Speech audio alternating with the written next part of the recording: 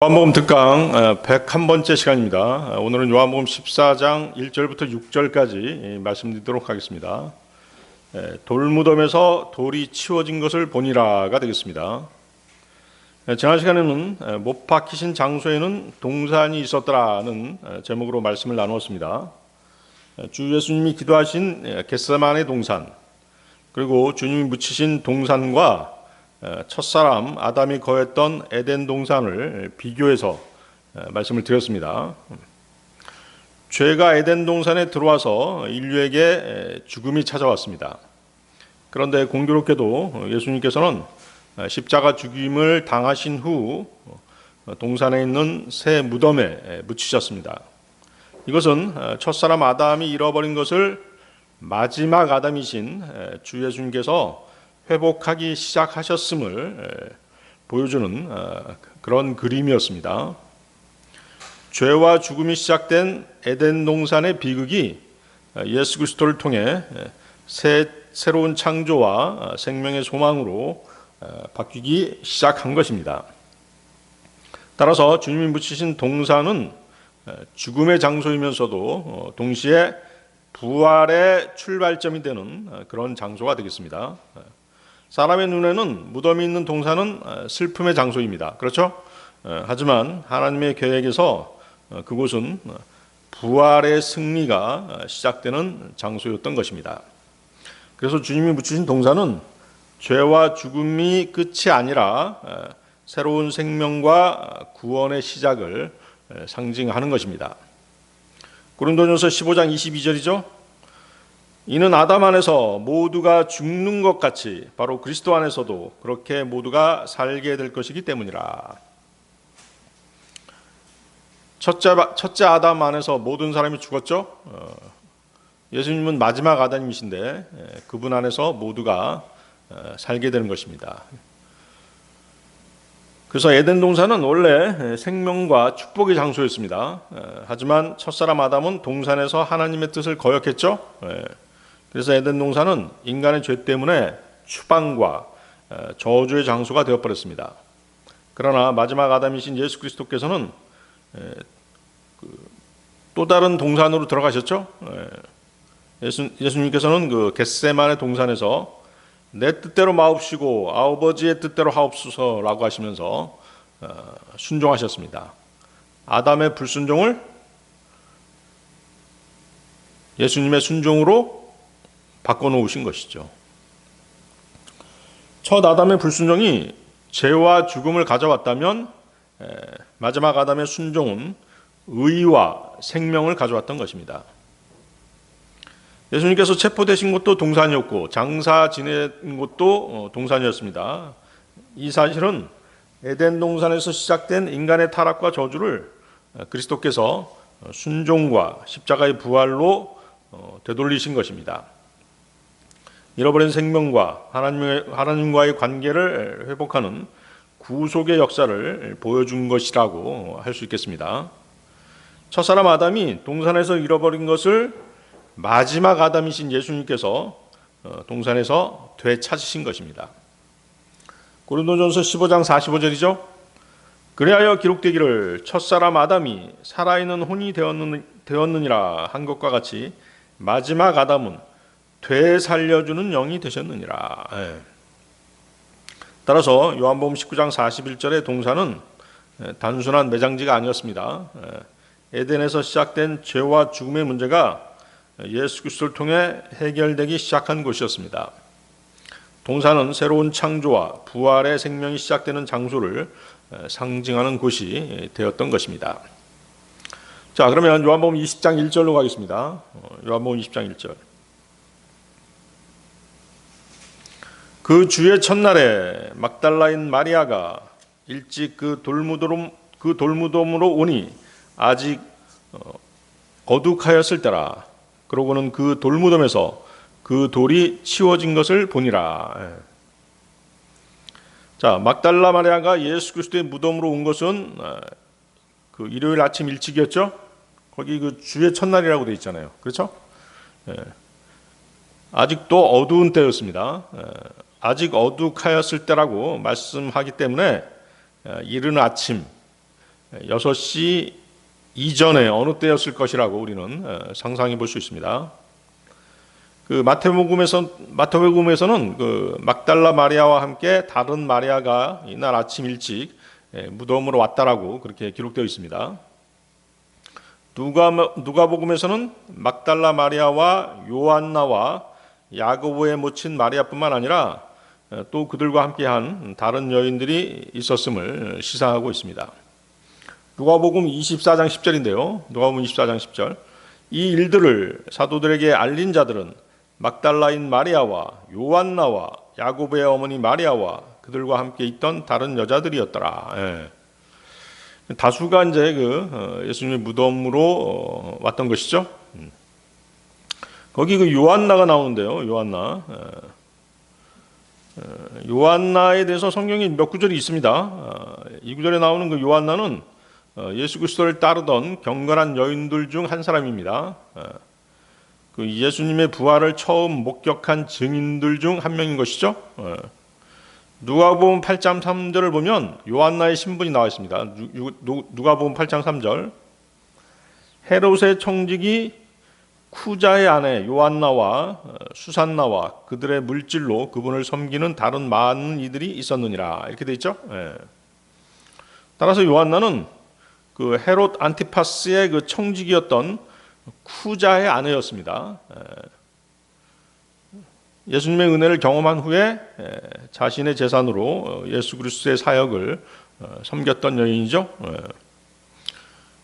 주님의 십자가와 장사되심 그리고 부활의 현장에 끝까지 함께한 충성된 여자 제자였습니다. 그렇죠? 그녀의 충실함은 결국 주님의 부활의 기쁨을 가장 먼저 경험하게 된 것이죠. 그래서 이제 그들이 어두운 새벽에 무덤에 와 보니까 무덤 입구를 막고 있던 큰 돌이 옮겨져 있었던 것이죠. 그리고 다음 그 2절을 보면 막달라인 마리아는 그 즉시 제자들에게 달려가서 그들이 주를 그 돌무덤에서 가져가 버렸는데 우리는 그들이 그분을 어디에 뉘었는지 모르나이다라고 알리게 됩니다. 막달라 마리아가 무덤 입구에 돌이 옮겨진 것만 보고 제자들에게 달려간 것인지 아니면 무덤 속까지 들어가서 예수 그리스도의 시체가 없어진 것을 실제로 확인하고 나서 제자들에게 달려간 것인지는 이 구절만 보고는 그 상황이 불분명하죠. 그래서 다른 구절들하고 비교해서 봐야 되는 것입니다.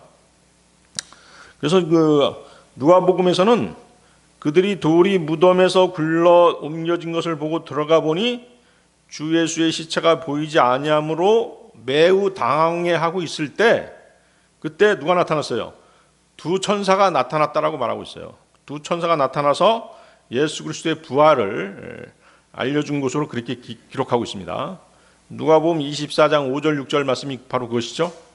누가복음 24장 5절 6절. 그들이 무서워하여 자기 얼굴을 땅에 대고 절을 하는 와중에, 그렇죠? 갑자기 그 두 남자가 나타나니까 예수님의 시체는 없어지고 두 남자가 나타나는 거예요. 천사들이죠. 그러니까 이제 얼굴을 땅에 대고 이제 그 절을 한 것이죠. 그 남자들이 그들에게 이같이 말하였더라. 어찌하여 너희는 죽은 자들 가운데서 살아계신 분을 찾고 있느냐? 그분께서는 여기에 계시지 아니하고 오히려 살아나셨도다. 그분께서 아직 갈릴리에 계셨을 때 친히 너희에게 어떻게 말씀하셨는지를 기억하라. 자, 마태복음에서는 이 상황을 조금 다르게 또 기술하고 있습니다. 마태복음 28장 1절 2절 말씀인데요. 안식일의 끝에 그 주의 첫날을 향해 새벽이 밝아오기 시작했을 때 막달라인 마리아와 다른 마리아가 그 돌무덤을 보려고 왔더라. 그런데 보라, 커다란 지진이 있었더라. 이는 주의 천사가 하늘로부터 내려왔으며 가서 문에서 돌을 도로 굴러내고 그것 위에 앉았기 때문이라. 그래서 이제 그 마가복음은 또 마가복음도 한번 봐야죠. 마가복음은 이제 이 장면에서 누가복음과 약간 다르긴 하지만 거의 유사하게 적고 있습니다. 마가복음 16장 4절 5절인데요. 그런데 그들이 바라보았을 때 그 돌이 굴려져 있는 것을 그들이 보았으니 그것이 몹시 거대하였기 때문이라. 그리고 그들은 그 돌무덤 안으로 들어가 하얗고 긴 의복을 입고 우측에 앉아 있는 젊은 남자를 보았더라. 그러자 그들이 겁에 질렸더라. 이렇게 이제 복음서마다 내용이 조금씩 다르죠. 다르긴 하지만 그 내용들이 맞지 않고 어긋나거나 모순되는 내용은 없습니다. 오히려 서로의 내용을 종합해 보면 서로의 내용을 보완해주고 있죠. 그렇습니다. 그래서 이제 이 상황을 종합해서 정리해 보면 이렇습니다. 막달라 마리아를 비롯한 몇몇 여인들이 예수 그리스도의 장례를 마무리할 향료를 가지고 주의 첫날 이른 아침에 예수 그리스도의 무덤으로 갔던 것입니다. 그런데 무덤 입구를 막고 있던 큰 돌이 옮겨져 있는 것을 보고서 놀라서 무덤 안으로 들어갔던 것이죠. 들어가니까 무덤 안에는 예수님의 시체가 없었습니다. 대신 천사들이 나타나서 예수 그리스도께서는 거기에 안 계시고 살아나셨음을 알려준 것이죠. 천사들이 이 사실을 제자들에게 가서 속히 알려주라고 또 얘기까지 한 것입니다. 여인들이 제자들에게 황급히 달려와 그 사실을 알린 것이죠. 그렇죠? 이해하시겠죠? 이런 모든 일련의 상황들을 요한복음에서는 짧게 간략하게 얘기한 것이죠. 뭐라고 얘기한 것이에요? 막달라 마리아가 일요일 아침 일찍 예수 그리스도의 무덤으로 왔고 무덤 입구를 막고 있던 돌이 옮겨져 있었고 그녀는 제자들에게 달려와서 예수 그리스도의 시체가 없어진 것을 알렸다라고 이렇게 내용을 간추려서 알려주고 있는 것입니다. 천사들이 나타나서 예수 그리스도께서 다시 살아나셨다는 그 얘기를 전해주었다는 그 사실만 요한복음에는 기록되지 않는 것이죠. 그렇죠? 그래서 그렇지만 이제 전체적으로 그 내용이 틀리거나 모순되는 곳은 없는 것입니다. 그렇죠? 그래서 예수님이 부활하신 것이에요. 예수님이 부활하셨다는 것을 암시해 놓고 그 다음에 어때요? 다른 성경 사도행전 1장을 보면 부활하신 예수 그리스도께서 40일 동안 이 땅에 머무르시면서 하나님의 나라에 관한 일들을 말씀하신 사실을 기록하고 있는 것입니다.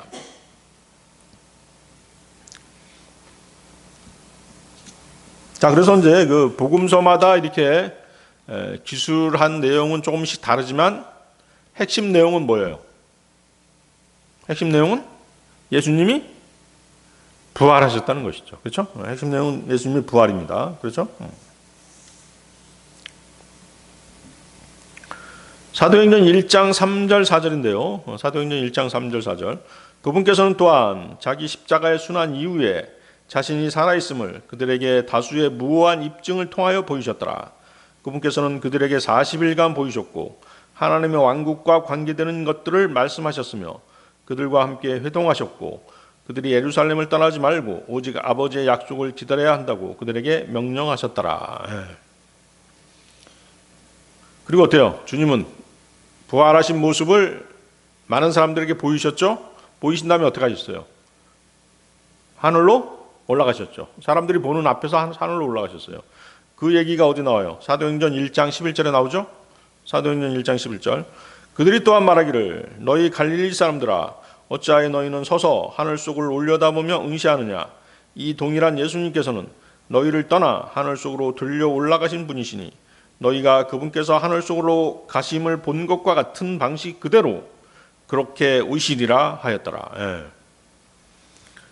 천사들이 말이죠. 천사들이 이제 이렇게 얘기한 것이에요. 자, 그 뒤에 이제 주님은 누구에게 나타나요? 승천하신 다음에 이제 누구에게 나타나죠? 누구죠?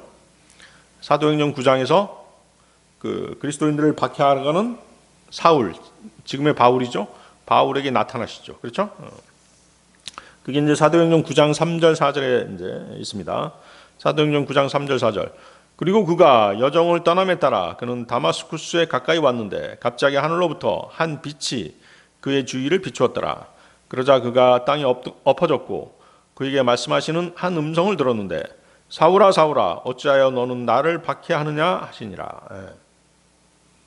자, 지금 사울이 누구를 박해했어요? 기독교인들을 박해했죠? 기독교인들을 박해했는데 예수님께서 뭐라고 말씀하세요? 어찌하여 너는 나를 박해하느냐? 그리스도인들은 뭐예요? 교회죠? 교회는 그리스도의 몸이죠? 그리스도의 몸이기 때문에 그리스도인들을 박해하는 것은 바로 누구를 박해하는 것이에요?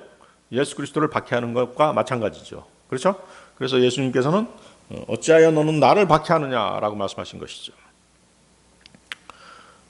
그렇죠? 그래서 이제 이상의 사실들에서 우리가 알 수 있는 가장 위대한 사실이 바로 무엇이에요? 바로 예수 그리스도의 부활인 것이죠. 마태복음 28장 6절인데요. 마태복음 28장 6절. 그분께서는 여기 계시지 아니하시니라. 이는 그분께서 자신이 말씀하신 대로 살아나셨기 때문이라. 그래서 우리가 사도행전을 읽으면서 발견하게 되는 그 사도들의 설교들, 그 주제가 뭐예요?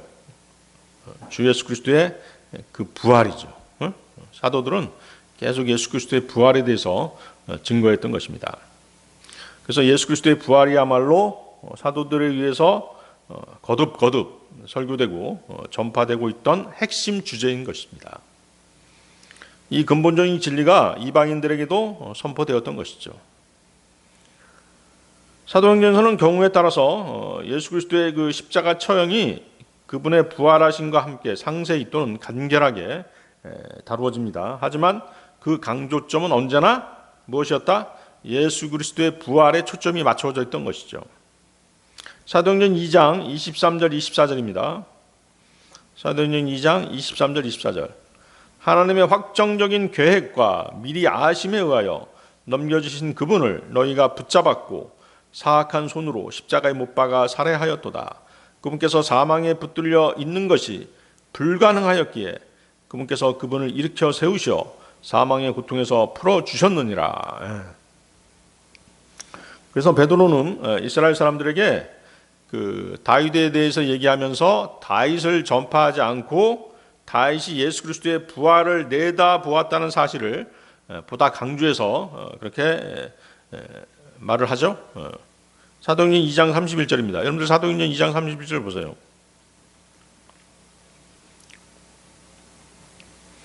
사도행전 2장 31절. 그가 이것을 미리 보고 그리스도의 부활에 관하여 전하였으니 곧 그의 혼이 지옥에 버려지지 아니하였고 그의 육체도 부패함을 보지 아니하였다는 것이라. 그래서 이제 이 구절에 인용된 부분은 이제 시편 16편 10절입니다. 시편 16편 10절. 거기 표시해 주면 되겠죠? 이는 당신께서 저의 혼을 지옥에 남겨두지 아니하실 것이요 또한 당신께서 당신의 거룩하신 분이 부패함을 보도록 내버려두지 아니하실 것이기 때문이니이다. 그래서 다윗은 이 시편 16편 10절에서 그리스도께서 이제 그분의 보좌에 앉으시리라는 것을 미리 내다보고 그리스도의 부활에 관해서 말한 것입니다. 예언이죠. 그렇죠? 그래서 베드로는 자신의 첫 설교를 주 예수님의 부활과 그분이 영광 받으셨다는 내용으로 마무리하고 있는 것입니다. 사도행전 2장 36절 보십시오. 그 밑에 사도행전 2장 36절이죠. 그러므로 이스라엘 집 전체는 명백히 알지니 하나님께서는 그 동일한 예수님 곧 너희가 십자가에 못 박은 분을 주뿐만 아니라 그리스도로 삼으셨도다. 그래서 베드로의 설교는 항상 죽은 자들로부터 다시 살아나신 예수 그리스도의 부활이 핵심 주제였던 것입니다. 우리가 구원받는 믿음도 마찬가지죠. 그분이 우리 죄들로 인해서 죽으시고 묻히시고 성경 기록들대로 3일 만에 부활하신 사실을 믿어야 되는 것이죠. 이것이 복음의 핵심 내용인 것입니다.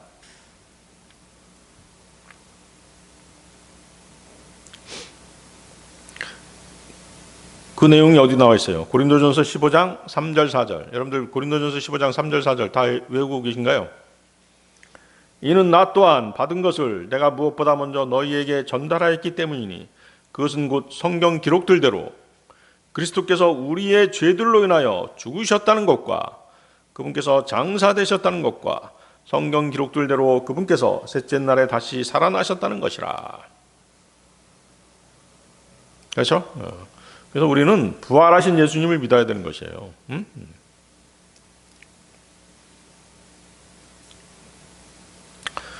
자,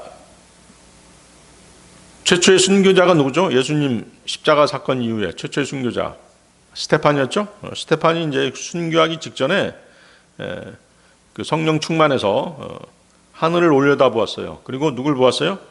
부활하셔서 부활 승천하셔서 하나님 오른편에 서 계신 예수 그리스도를 보노라라고 말하고죠. 사도행전 7장 56절이죠. 말하기를 보라 내가 하늘들이 열린 것과 또 하나님의 오른편에 서 계신 인자를 보노라 하였더라. 인자를 보노라 하였더라. 자, 인자는 뭐예요? 바로 육신을 입고 오신 하나님 예수 그리스도를 말씀하시는 것이죠. 사도행전 26장 23절입니다. 사도행전 26장 23절 곧 그리스도께서 순환을 겪으실 것과 그분께서 죽은 자들로부터 살아날 첫째가 되실 것과 백성에게와 이방인들에게 빛을 보이시라는 것이옵니다. 바로 누구의 간증이에요? 바울 사도의 간증이죠. 그래서 부활하신 예수 그리스도에 의해서 거듭나게 된 사도 바울 역시 나중에 바리새인들에 의해서 고소당했을 때 주님의 부활하신 내용으로 자신을 변호하는 것이죠.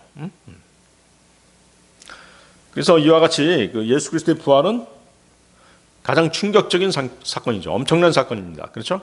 죽은 자가 살아났다는 그 사실, 사도들의 증거와 그 복음 전파의 핵심을 이루고 있던 중심 주제가 바로 무엇이었다? 예수 그리스도의 부활이었던 것이죠. 주님의 부활이었던 것입니다. 예수 그리스도께서는 죽은 자들로부터 다시 살아나셨다는 그 천사가 전한 그 기쁜 소식, 마태복음 28장 6절이죠. 그분께서는 여기 계시지 아니하시니라. 이는 그분께서 자신이 말씀하신 대로 살아나셨기 때문이라는 이 부활의 소식이야말로 기독교의 가장 강력한 메시지가 아닐 수 없는 것입니다. 그분께서 다시 살아나셨고 그런 주님께서 사람들에게 다시 나타나심으로써 참 진리가 무엇인가를 입증하셨던 것이죠. 그렇죠? 그리고 하나님께서는 그분의 부활을 증거하는 성경을 인류의 손에 들려주셨던 것이에요. 그렇게 되니까 어떻게 돼요? 이 땅의 모든 종교들이 어떻게 됐어요? 다 쓸모없는 것이라는 것을 그걸로 바로 그냥 증명이 된 것이에요. 게임 오버가 된 것이죠. 그렇죠? 모하메드, 석가, 공자 등은 죽은 뒤에 다시 일어났나요? 다시 일어나지 못했죠. 예전에 한번 얘기했을 텐데 석가모니의 손톱인가 손가락 하나가 우리나라에 이제 들어왔다고 하면서 전국에 있는 불교인들이 모여가지고 무슨 행사를 하던데. 석가모니의 그 손톱이 발견됐다, 손가락이 하나가 발견됐다라고 하는 것은 뭐예요? 부활하지 못했다는 거잖아요. 그렇죠? 그걸 믿고 있는 것이에요. 그 손가락이 어떻게 했다는 것이죠? 그 손가락으로 뭘 어떻게 하겠다는 거야? 그냥 우상 숭배하는 거잖아요. 그래서 세상의 모든 그 유명한 사람들, 아까 얘기했던 그런 모하메드, 석가, 공자, 세상 사람들이 존경하는 그런 사람들은 그냥 단지 인간으로 살다가 유한한 생을 살다가 그냥 그렇게 죽은 것이에요. 그들은 단지 어때요? 그들의 사상을 추종한 사람들에 의해서 사후에 신으로 추대된 것뿐인 것이죠. 부처가 죽고 마호멧이 죽은 것처럼 우리 주 예수 그리스도께서도 죽으셨어요. 그러나 우리 주 예수 그리스도께서는 죽은 자들로부터 다시 살아나셨던 것이죠.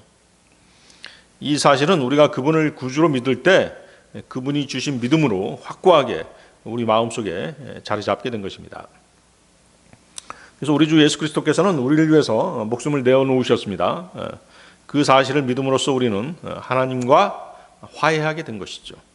로마서 5장 10절이죠. 로마서 5장 10절. 이는 우리가 원수들이었을 때 그분의 아들의 죽음을 통하여 우리가 하나님과 화해하게 되었다면 화해하게 된 우리는 더욱더 그분의 생명을 통하여 구원받을 것이기 때문이라. 우리 주 예수 그리스도께서 부활하지 않으셨다면 그분을 믿는 우리들이야말로 이 세상에서 가장 비참하고 불쌍한 사람들일 수밖에 없는 것입니다. 그렇죠? 여러분들 고린도전서 15장 13절에서 19절 한번 보세요. 고린도전서 15장 13절에서 19절.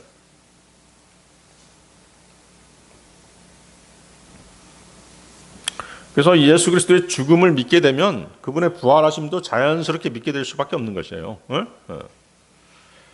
자, 고린도전서 15장 13절에서 19절.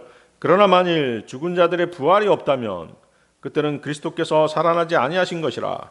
그리고 만일 그리스도께서 살아나지 아니하셨다면 그때는 우리의 선포도 헛되고 우리의 믿음 역시 헛되니라. 진정 우리는 또한 하나님의 거짓 증인들로 발견되느니라. 이는 우리가 하나님에 관하여 그분께서 그리스도를 일으키셨다고 증언하였기 때문이라. 만일 그러하여 죽은 자들이 살아나지 아니한다면 그분께서 그리스도를 일으키신 것이 아니니라. 이는 만일 죽은 자들이 살아나지 아니한다면 그때는 그리스도께서 일으켜주신 것이 아니기 때문이라. 그리고 만일 그리스도께서 일으켜주신 것이 아니라면 너희의 믿음은 헛되니 너희는 여전히 너희의 죄들 가운데 있는 것이라. 그렇다면 그리스도 안에서 잠든 자들 또한 멸망한 것이라. 만일 그리스도 안에서 우리가 소망하는 것이 오로지 이생뿐이라면 우리는 모든 사람 가운데 가장 비참한 자들이라. 그렇죠? 네. 그렇죠. 여러분들 일요일 날 아침에 와서 이렇게 앉아 있는 이유가 뭐예요? 부활에 대한 소망, 영생에 대한 소망이 있기 때문에 그런 것이잖아요. 그렇죠? 안 그러면 어때요? 안 그러면 일요일 아침에 일찍 어디 놀러 가야죠. 그렇죠? 재밌게 놀다 와야지. 어디 가서 낚시를 하든 골프를 치러 가든 갑갑하게 교회에 앉아 있을 이유가 없잖아요. 그렇죠? 주님께서는 그분을 믿고 구원받은 우리를 조만간 다시 데리러 오실 것입니다. 주님이 우리를 데리러 오실 그 날이 아주 가까이 왔죠?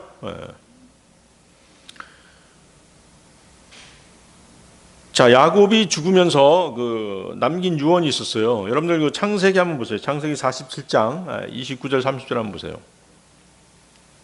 창세기 47장 29절 30절.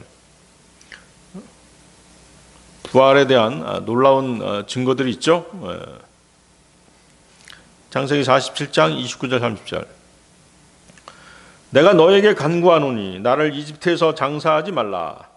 다만 내가 나의 조상들과 함께 눕겠으니 너는 나를 이집트에서 실어 옮겨 그들의 장지 안에 나를 장사하라. 지금 그 야곱의 유언이죠.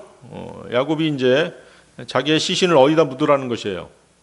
이집트 땅에다 묻지 말고 어디다 묻으라는 것이죠? 카나안 땅에다 묻으라는 것이죠. 그렇죠? 이집트가 상징하는 게 뭐예요? 세상이죠. 그렇죠? 카나안 땅이 바로 어디예요? 안식의 땅, 바로 천성이죠. 그렇죠? 자, 그 야곱뿐만 아니라 요셉도 죽으면서 그의 후손들에게 남긴 유언이 있죠. 창세기 50장으로 가보세요, 여러분들. 창세기 50장 25절. 창세기 50장 25절. 그리고 요셉이 이스라엘 자녀들에게 맹세를 받아내며 말하기를 하나님께서 반드시 너희를 찾아오시리라. 그래 하시면 너희는 여기에서 나의 뼈들을 싣고 올라가라 하였더라. 요셉이 말한 하나님께서 반드시 너희를 찾아오시리니 라는 구절에 여러분들 주목하시기 바랍니다. 야곱이나 요셉은 자신들이 이 세상인 이집트에 묻히기를 원치 않았던 것이에요. 그래서 그들은 이집트에서 옮겨져서 시내 반도를 건너서 카나안에 묻혔던 것이죠. 이 세상에서 어디로 옮겨진 것이에요? 약속의 땅으로 옮겨진 것이에요. 그렇죠? 그래서 어때요? 이들의 유언대로 모세는 이스라엘 백성을 이끌고 출애굽하면서 요셉의 유언대로 그의 뼈들을 갖고 나오죠. 그 얘기가 이제 출애기 13장 19절에 있습니다. 출애기 13장 19절. 그리고 모세가 요셉의 뼈들을 자신에게로 취하였더라. 이는 그가 이스라엘 자녀들로 하여금 엄히 맹세하게 하며 말하기를 하나님께서 반드시 너희를 찾아오시리라. 그래야면 너희는 여기에서 나의 뼈들을 실어 옮기되 너희와 함께 가지고 올라가라 하였기 때문이라. 자, 요셉은 뭐의 예표죠? 예수 그리스도의 예표죠. 그렇죠? 가장 위대한 예수 그리스도의 모형이죠. 요셉은 무려 152가지가 되는 특성에서 예수 그리스도를 예표하고 있다고 그래요. 저는 그 152가지를 다 찾아내지 못했습니다만 여러분들 한번 찾아보시기 바랍니다. 그런 요셉의 뼈가 이 세상을 예표하는 이집트에 단 한 조각도 남지 않았던 것이죠. 그렇죠? 따라서 예수 그리스도의 뼈가 단 한 조각도 이 세상에 남아있지 않다는 이 사실이 바로 주님의 부활의 증거인 것이에요. 우리 주 예수 그리스도께서 다른 그 어떤 종교의 창시자와는 비교될 수 없으시다는 확실한 증거가 바로 뭐예요? 부활인 것이죠. 응? 그래서 바로 이러한 사실 때문에 기독교는 종교가 아니라 뭐다? 실제이다. 실제 사실인 것이에요.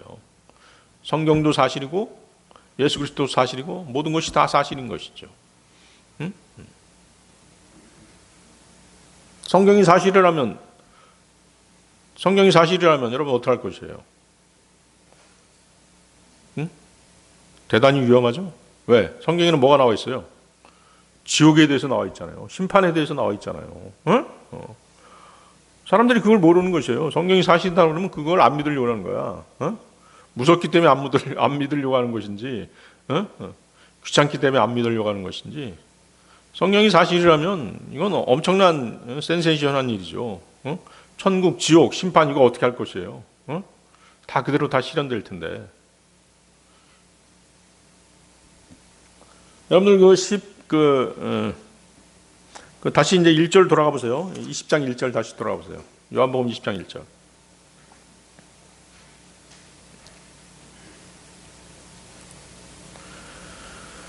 그 주의 첫날에 막달라인 마리아가 일찍 그 돌무덤으로 오니, 주의 첫날은 우리 주 예수 그리스도께서 부활하신 날이죠. 그래서 이제 우리 하나님의 자녀들은 일요일에 함께 모여서 하나님께 경배드리고 안식하는 그런 날이 바로 주의 첫날이 되겠습니다. 시편 118편 22절에서 24절 거기도 한번 찾아보세요. 시편 118편 22절에서 24절.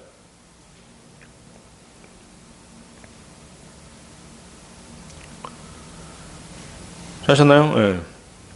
건축자들이 거부한 돌이 모퉁이의 머릿돌이 되었나이다. 이것은 주께서 행하신 것이요 그것은 우리의 눈에 놀랍나이다. 이날은 주께서 지으신 날이니 우리가 그날에 크게 기뻐하고 반가워하겠노라. 그래서 신약에서는 이 말씀이 바로 예수 그리스도께 적용되는 것이죠. 머릿돌 예수 그리스도시죠.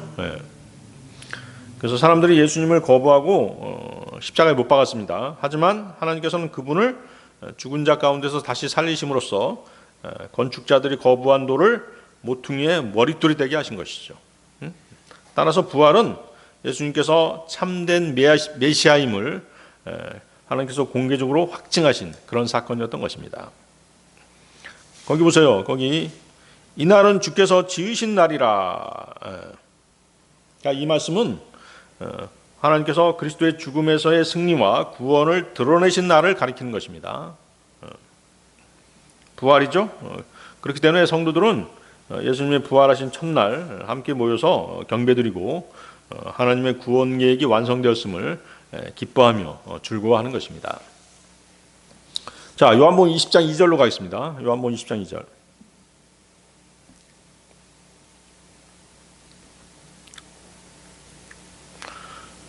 그때 그녀가 달려가서 시몬 베드로와 예수님께서 사랑하신 다른 제자에게 이르니라. 그러고는 그들에게 말하기를 그들이 주를 그 돌무덤에서 가져가 버렸는데 우리는 그들이 그분을 어디에 뉘었는지 모르나이다 하니라. 자, 이제 막달라 마리아가 베드로하고 그 요한이죠. 요한이라는 이름은 없습니다만은 사랑하신 다른 제자 요한이죠. 베드로와 요한에게 와서 예수 그리스도의 시체가 무덤에서 없어진 사실을 전하고 있죠. 그분의 시체가 어디로 갔는지 모른다고 말하면서 나는이라고 하지 않고 뭐라고 얘기해요? 우리는이라고 말하죠. 우리는이라고 말한다는 사실이 뭐예요? 무덤에 예수님의 무덤에 아침 일찍 찾아간 사람들이 자기 말고도 또 다른 사람이 있었음을 분명하게 암시하고 있는 것이죠. 그녀는 이제 눈으로 본 것만으로 이제 판단을 한 것이에요. 돌이 옮겨져 있고 주님의 시신이 보이지 않자 그녀는 즉시 누군가가 거기에 있다가 예수님 구세주의 시체를 가져갔다라고 그렇게 결론을 내린 것이죠. 그때까지 그녀는 어때요? 막달라 마리아는 주님께서 지금 살아나셨다는 그 생각을 전혀 하지 못하고 있는 것이죠. 그녀는 주님이 아직도 그 죽음의 세력 안에 갇혀 있다라고 그렇게 생각하고 있는 것입니다. 주님께서 친히 그 사흘 만에 내가 다시 살아나리라 하고 거듭 선포하셨음에도 불구하고 그녀는 그 말을 조금도 지금 기억하지 못하고 있는 것이죠. 왜 기억하지 못하고 있는 것이죠? 십자가의 죽음 자체가 예수님의 그 십자가의 죽음 자체가 너무 충격적이었기 때문에 그 사실을 기억하지 못하고 있는 것이에요. 마리아는 이제 그 예수 그리스도의 부활을 전한 천사들의 존재보다 예수 그리스도의 시신이 없어졌다는 그 사실에 더 마음이 쏠려 있었던 것이죠.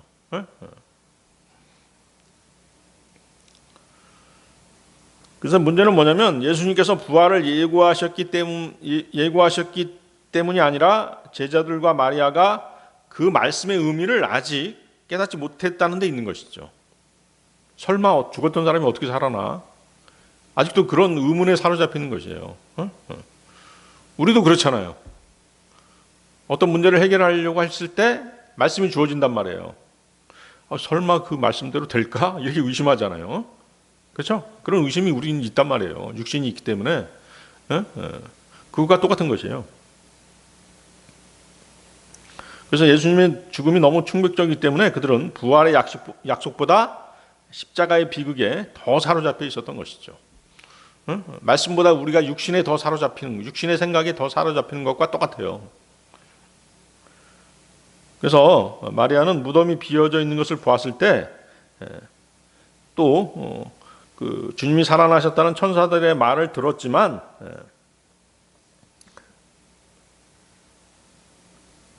그럼에도 불구하고 주님이 살아나셨다는 그 생각을 하기보다는 누군가 시신을 옮겨갔다는 생각이 앞섰던 것이죠. 그래서 자신의 판단을 누구에게 전한 것이에요? 요한과 베드로에게 먼저 전한 것이에요. 그렇죠?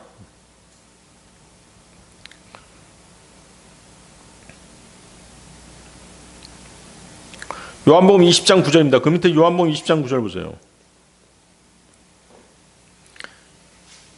이는 그가 반드시 죽은 자들로부터 다시 살아나야만 하리라 한 성경 기록을 그들이 아직 몰랐기 때문이더라. 부활에 대한 개념이 아직도 안 잡혀 있는 것이에요.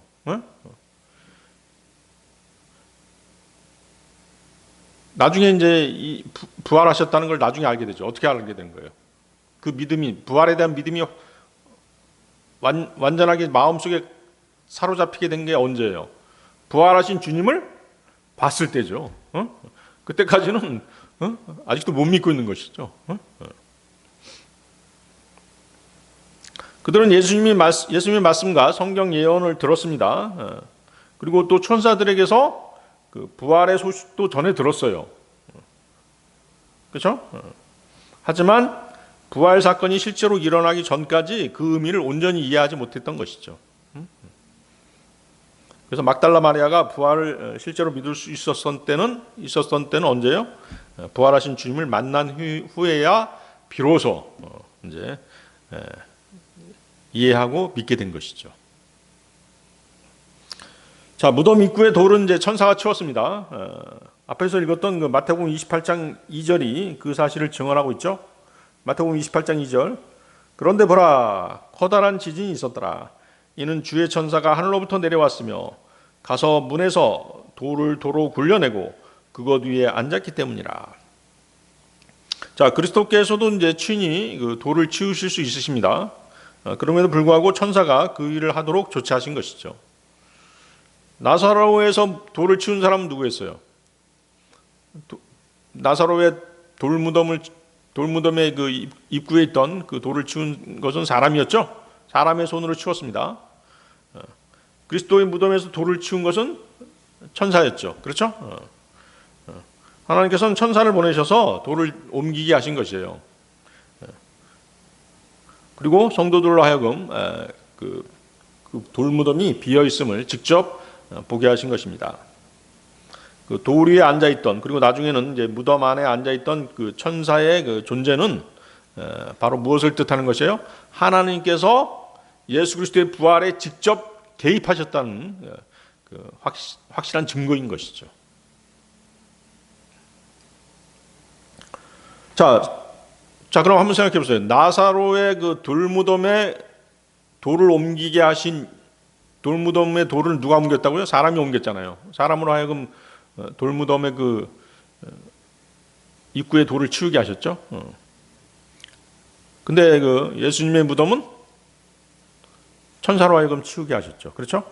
그 차이겠죠? 어떤 차이일까요? 그 사람의 손으로 옮기게 하신 것은 그 사람들이 순종과 믿음으로, 예수님께서 그 돌무덤을 치우라고 그랬잖아요. 나사로의 돌무덤을. 그렇죠? 순종과 믿음으로 하나님의 역사에 참여해야 됨을 보여주신 것이죠. 자, 다시 말하면 나사로는 스스로 죽음을 이길 수 없었죠. 그렇죠?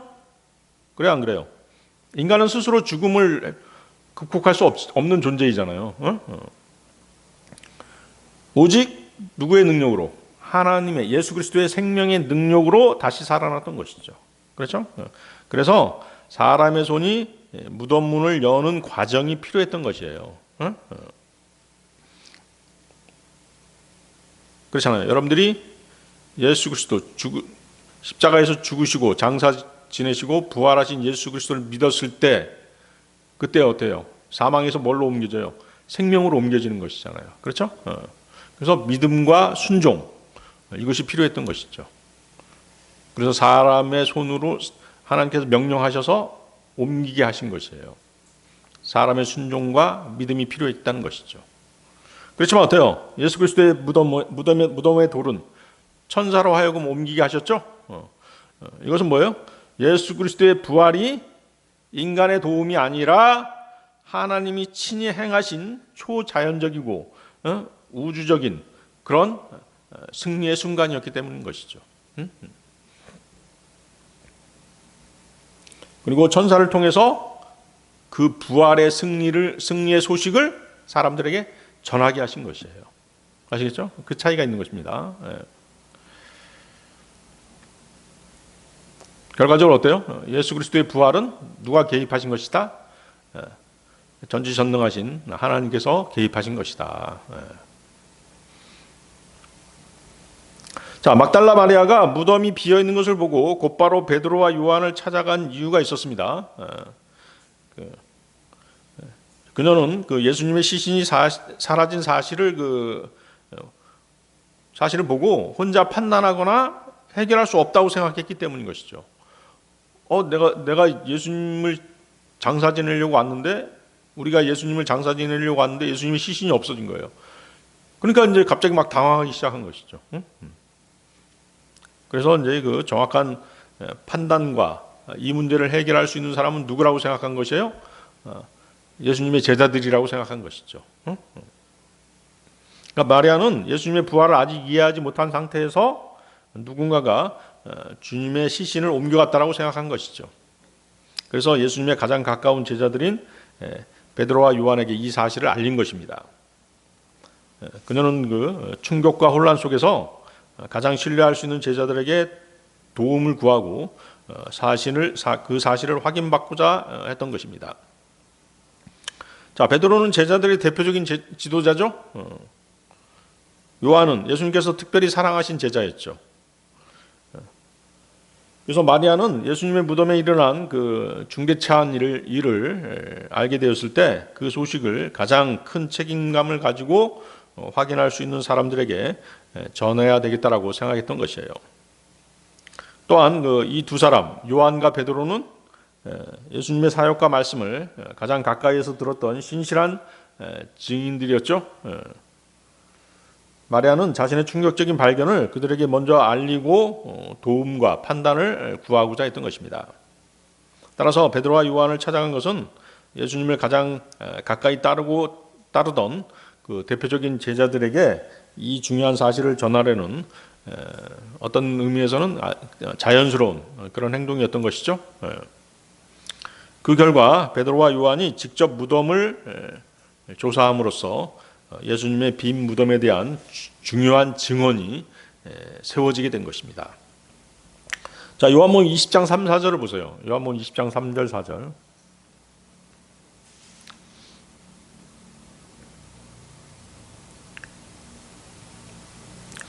그러므로 베드로가 밖으로 나갔고 그 다른 제자도 나가서 그 돌무덤으로 왔더라.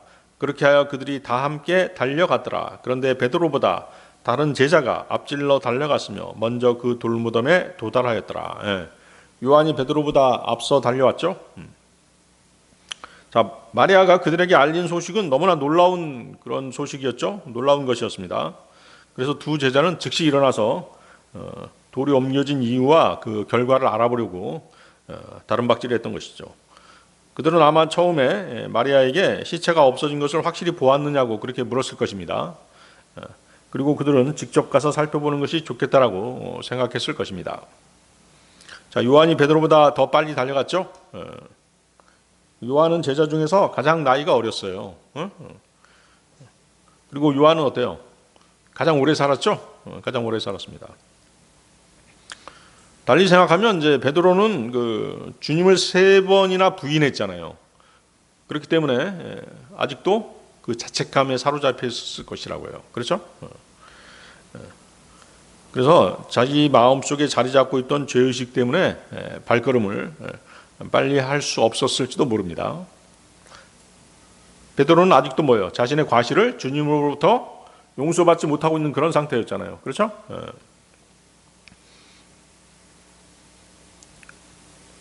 그리고 이제 요한은 어때요? 주님이 가장 사랑했던 제자였죠. 가장 친밀한 제자였습니다. 그 요한복음 20장 5절 6절 보겠습니다. 요한복음 20장 5절 6절. 그리고 그가 몸을 굽혀 안을 들여다보며 아마천들이 놓여 있는 것을 목격하였더라. 그럼에도 그가 안으로 들어가지는 아니하였더라. 그때 그를 따라온 시몬 베드로가 도착하니라. 그러고는 그 돌무덤 안으로 가서 아마천들이 놓여 있는 것을 목격하니라. 예.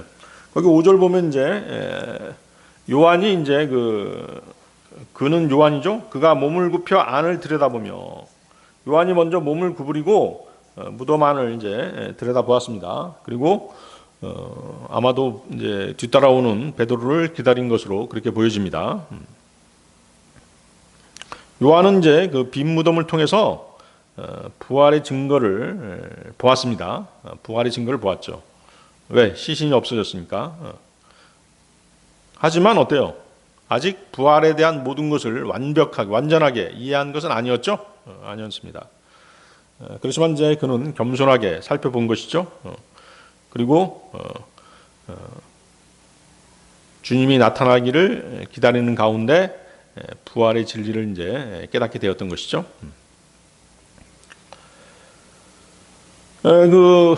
요한이 이제 무덤에 들어가지 않고 뒤따라오는 베드로를 기다리고 있었던 것은 이 부활이라고 하는 이 엄청난 사건의 목격자이면서 그 증인이 될 사람이 적어도 몇 사람이어야 돼요?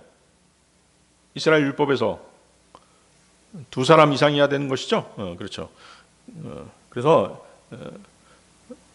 목격자가 2사람 이상이어야 된다는 그 이스라엘의 그 율례와도 관계가 있습니다. 그래서 이스라엘의 관례에 따르면 이제 여자는 증인에서 제외되었었죠, 사실은. 누가복음 24장 10절에서 11절을 보면 그 율법에 따르면 이제 그 여자 증인도 포함됩니다. 포함되지만 그렇잖아요. 그 어떤 나라라든가 어떤 부족의 관습이 어때요? 관습이 여자를 좀 천대하는 그런 경향이 있잖아요. 우리나라도 옛날에 조선시대 때 그런 게 있었잖아요. 그죠? 그런 것들이 이제 이스라엘에도 있었어요. 누가복음 24장 10절 11절인데요. 이 일들을 사도들에게 알린 자들은 막달라인 마리아와 요한나와 야고보의 어머니 마리아와 그들과 함께 있던 다른 여자들이었더라. 그런데 그들의 말들은 저들에게 하찮은 이야기들처럼 보였고 저들은 그들을 믿지 아니하였더라. 이런 경향이 있었던 것이죠. 여자들의 말, 여자들의 증언을 좀 하찮게 여기는 그런 게 있었던 것이죠. 남존여비 사상이 어느 나라든지 좀 있었던 것이에요. 그래서 여인들이 부활 소식을 전했지만 사도들은 처음에 믿지 않았던 것이에요. 그래서 이것은 이제 당시 그 여성의 증언이 낮게 평가되던 사회적인 분위기를 보여주고 있는 것입니다.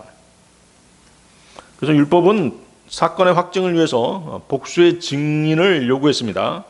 신명기 19장 15절은 여성을 증인해서 죄시키지 않았어요. 신명기 19장 15절인데요. 어떤 죄악으로 인해서나 어떤 죄로 인해서나 그가 지은 어떤 죄에 있어서도 한 사람을 대적하여 한 명의 증인만 일어나지 말지니라. 두 증인의 입이나 세 증인의 입으로 그 사안이 확실시 되리라.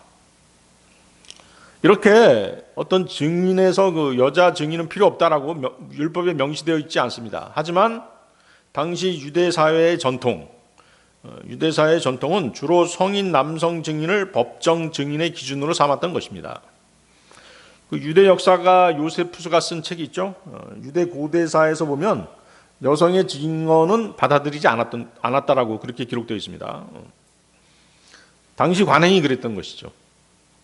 또한 유대 유대 납비 문헌인 미슈나도 많은 법정 사건에서 여성의 증언을 제한했던 것입니다.